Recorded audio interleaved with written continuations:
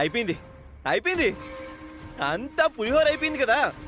అక్షయ్నేమో పాము కాపాడిద్ది, మనల్ని కాటేసింది. ముంబై మహానగరంలో అక్షయ్ అనాథగా అడుక్కు తింటుందని గ్యారంటీ కార్డు ఇచ్చావు. ఇప్పుడు ఆ కార్డు చినిగిపోయింది.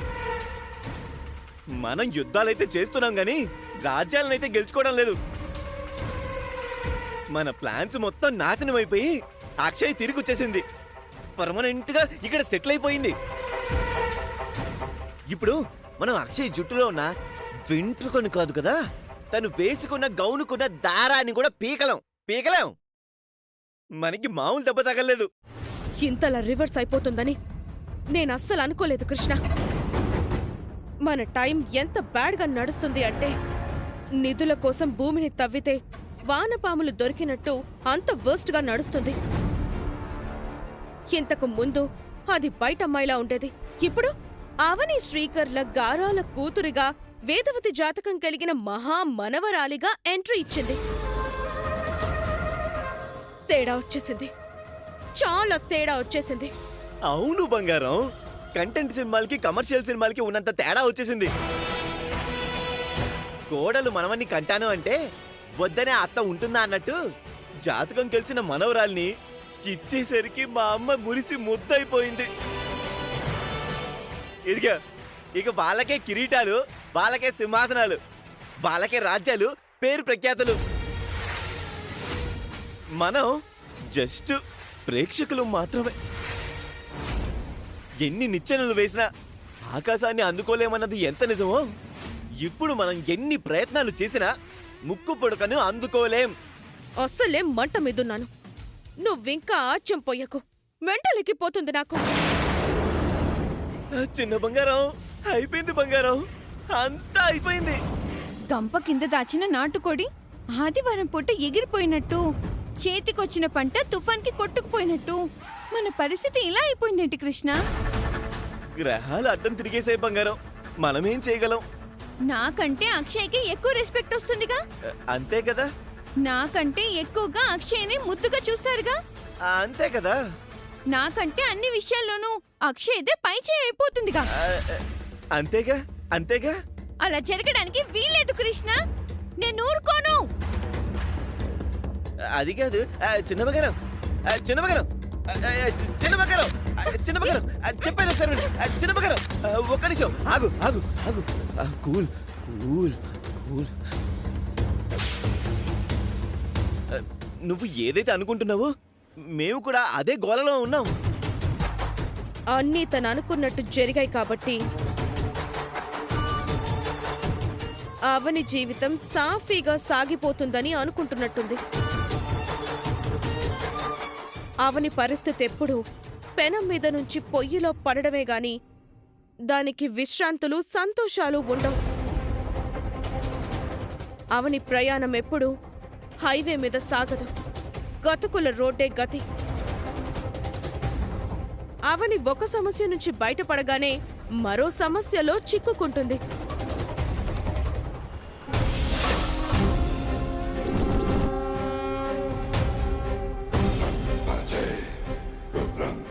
అవనిని కష్టాలు ఎప్పుడూ నీడలా వెంటాడుతూనే ఉంటాయి.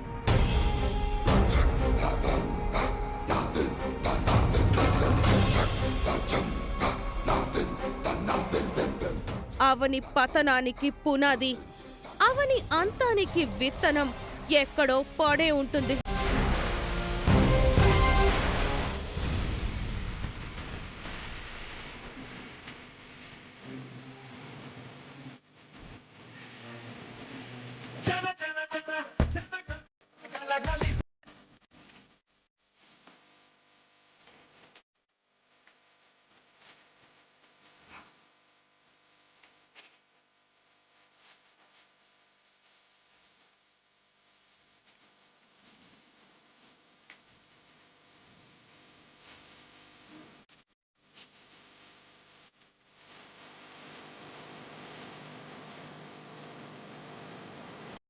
సత్య ఎంటర్ అయ్యాడు.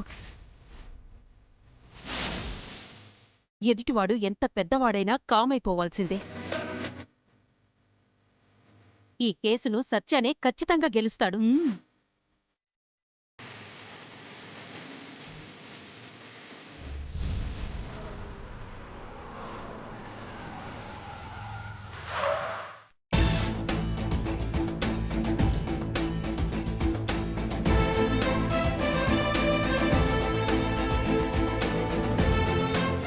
చింటూ దా.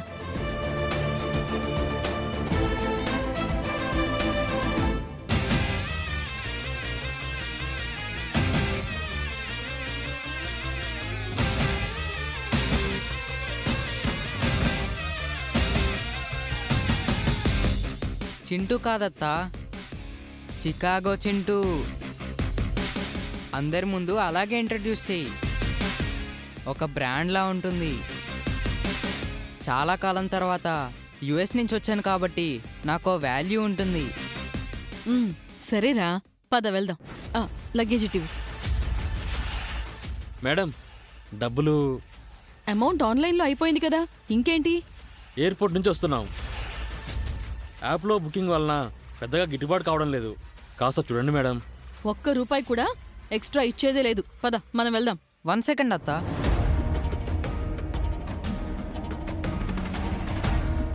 US currency, take it bro. Exchange చేసుకొని ఎంజాయ్ చేసుకో. థ్యాంక్స్ బాబు. అన్నిటికీ వ్యతిరేకమే. వద్దంటే చేస్తాడు, చెయ్యమంటే వద్దంటాడు. మా కొంపలో ఎలా అడ్జస్ట్ అవుతాడో ఏంటో. పద.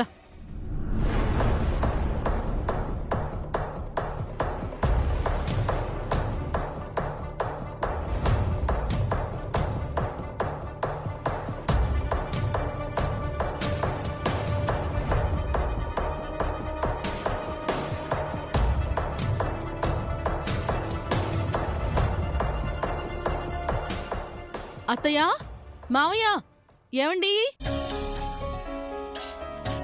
ఇప్పుడేనా రావటం? ఇప్పుడే. బాగున్నావా లావణ్య? బాగున్నాను. బావున్నావా లావణ్య? బాగున్నాను అత్తయ్య. ఎయిర్పోర్ట్కి వస్తానంటే వద్దన్నావు. పర్లేదులేండి. ఈ బాబు ఎవరమ్మా? మా అన్నయ్య వాళ్ళ కొడుకు Chintu. Oh, I'm Chintu, Chicago Chintu. Chicago ఇంటి పేరా? మేముండే స్టేట్ పేరు. ఓహో, మన ఇంటికి ఎందుకు తీసుకొచ్చావు? యుఎస్ అలవాట్లు వీడి మీద బాగా ప్రభావం చూపించి పాడైపోతున్నాడని అన్నయ్య చాలా బాధపడిపోతున్నాడు. పద్ధతులకు, క్రమశిక్షణకు మారుపేరైన వేదవతి గారింట్లో కొన్ని రోజులుంచి ఇండియన్ కల్చర్ నేర్పించు అని నాతో పంపించాడు. అయితే కొద్ది రోజులు ఉంటాడనమాట.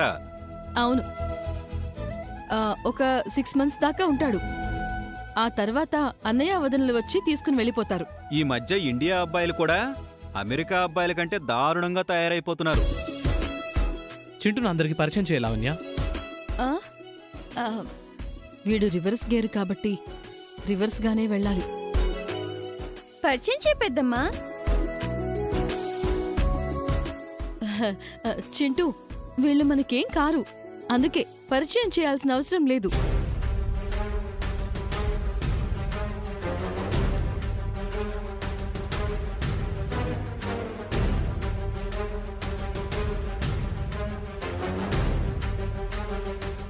పరిచయం చేయమంటే అలా చెప్పావేంటి?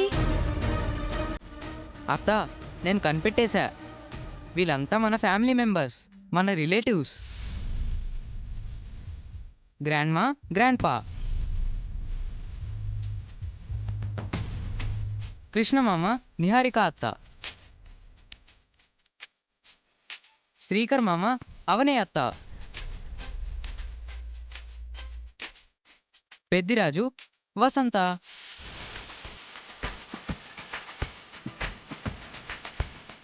శౌర్య. అండ్ ఫైనల్లీ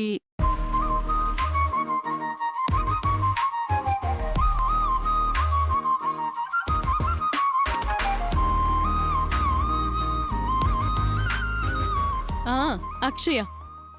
బయట నుంచి వచ్చిన పిల్లలే.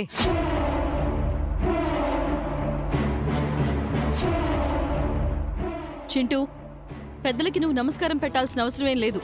అయితే నేను పెట్టి తీరాల్సిందే. Bless me grand parents.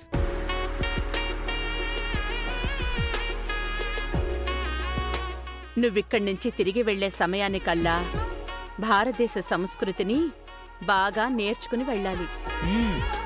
నువ్వేమో ఎవరిని పరిచయం చేయవలసిన అవసరం లేదులే అంటే అందరి పేర్లతో సహా వరసలు కూడా చెప్పేశాడు. దండం పెట్టక్కర్లేదంటే దండం పెడుతున్నాడు. ఏంటీడు కొంచెం తేడాగా ఉన్నట్టున్నాడు. వీడింతే, మనం చెప్పేదానికి రివర్స్లో వెళ్తూ ఉంటాడు. ఆ? అంటే మనం కుడి చేత్తో తినమంటే ఎడం చేత్తో తింటాడా? పెద్దిరాజు ఆ, ఆ, వెరైటీ క్యారెక్టర్లా ఉన్నాడు కదా అని అడిగి తెలుసుకుంటున్నాను మామయ్య. వీడు నేర్చుకుంటాడో లేదంటే మనకి నేర్పించి వెళ్తాడో అన్నట్టుగా ఉన్నాడు. ప్రయాణం చేసి వచ్చారు కదా, రెస్ట్ తీసుకుందరు రండి. లావణ్య, ఒక్క నిమిషం. రాధాకృష్ణ నీతో ఒక విషయం చెప్పినట్టు లేడు. అక్షయ గురించి నీతో చెప్పాలి. అక్షయ పరాయి అమ్మాయి కాదు, అవని కూతురు.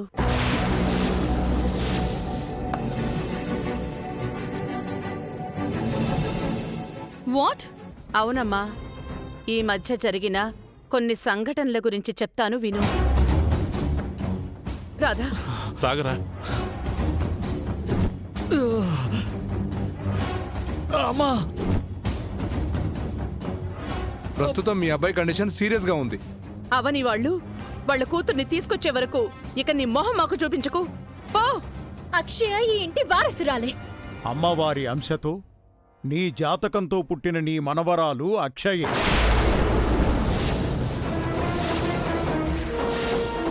ఇక నుంచి అక్షయ్ని కూడా గౌరవంగా చూసుకోవాలి. నా భర్తని చావు అంచుల వరకు తీసుకుని వెళ్ళింది అవని కూతురైతే నాకేంటి, ఎవరైతే నాకేంటి?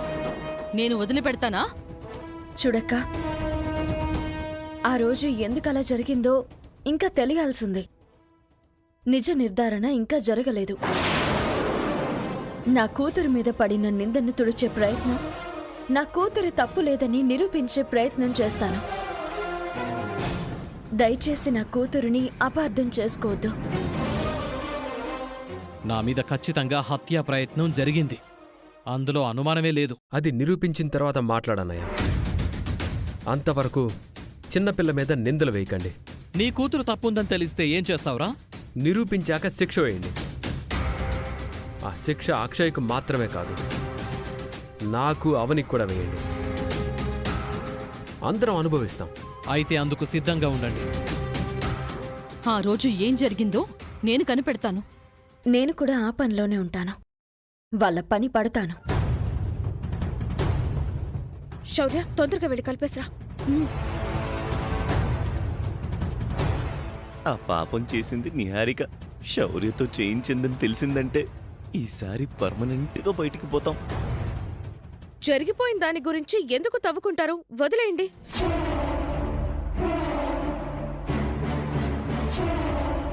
అవునవును, పెద్దనాన్న క్షేమంగా ఇంటికి వచ్చేసాడు కాబట్టి ఇంకా విషయం గురించి వదిలేయడం మంచిది. అమ్మవారి సాక్షిగా చెప్తున్నాను, నాకెటువంటి పాపము తెలీదండి. అందుకు కారణమైన వారికి ఖచ్చితంగా శిక్ష పడుతుందిలేండి. అక్షయ లాంటి పని చెయ్యలేదని మేము నమ్ముతున్నాం లావణ్య. ఇంకోసారి అక్షయని ఇబ్బంది పెట్టొద్దు. మా ఆచార వారసురాలివి. అన్నీ మంచి బుద్ధులే కానీ చెడు బుద్ధులు ఉండవమ్మా. ఇక వెళ్ళండి. వేద, పద.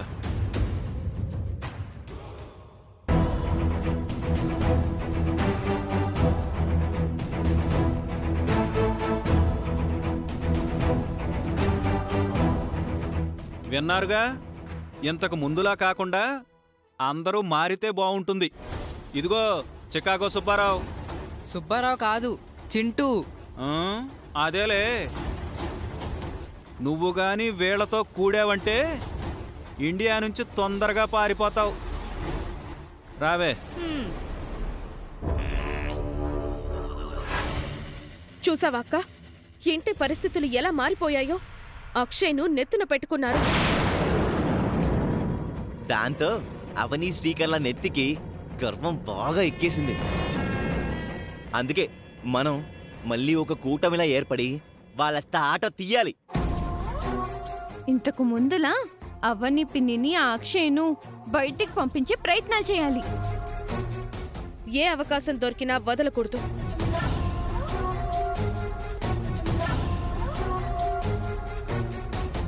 What's happening here? Something is going wrong.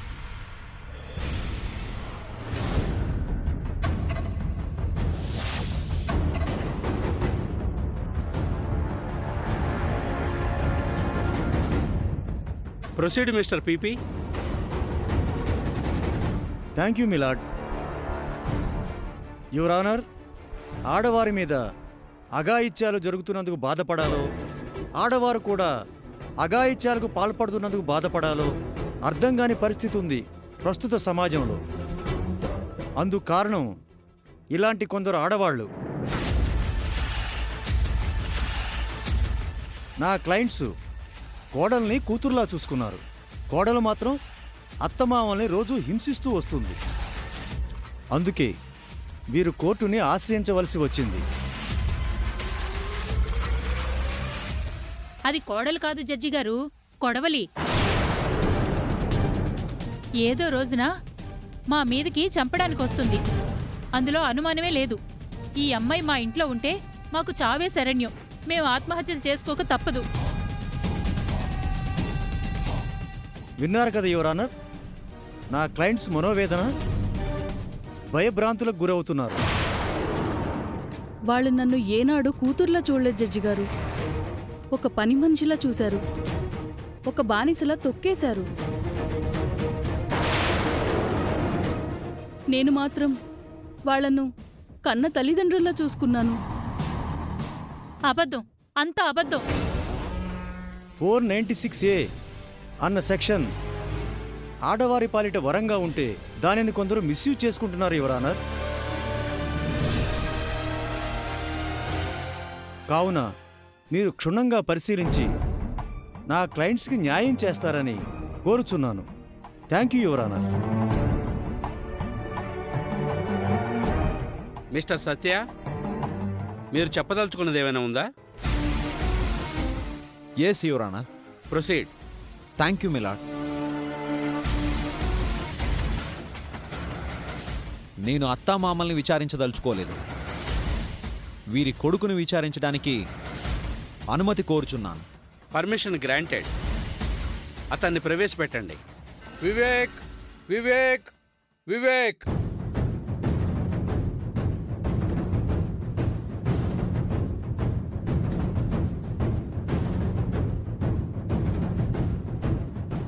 నమస్కారం సార్.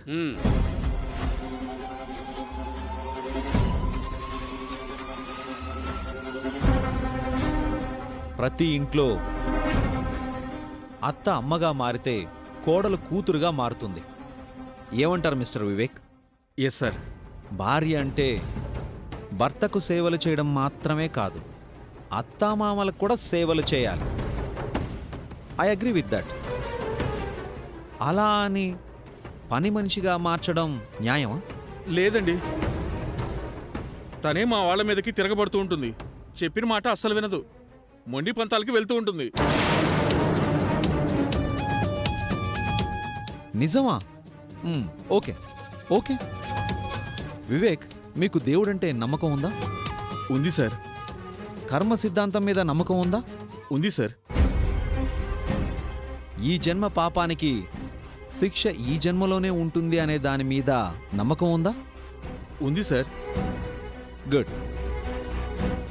నా దృష్టిలో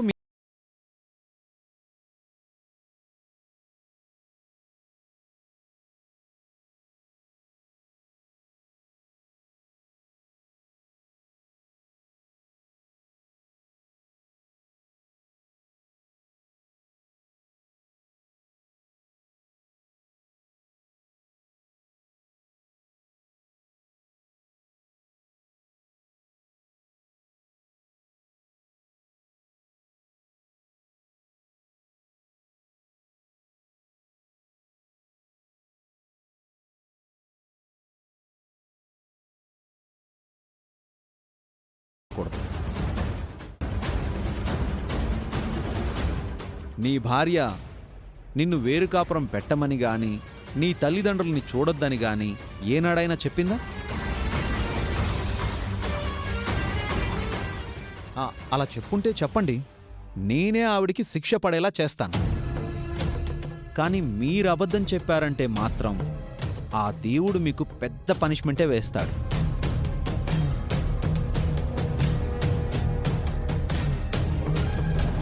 చెప్పండి వివేక్, ఎప్పుడైనా ఫోర్స్ చేసిందా?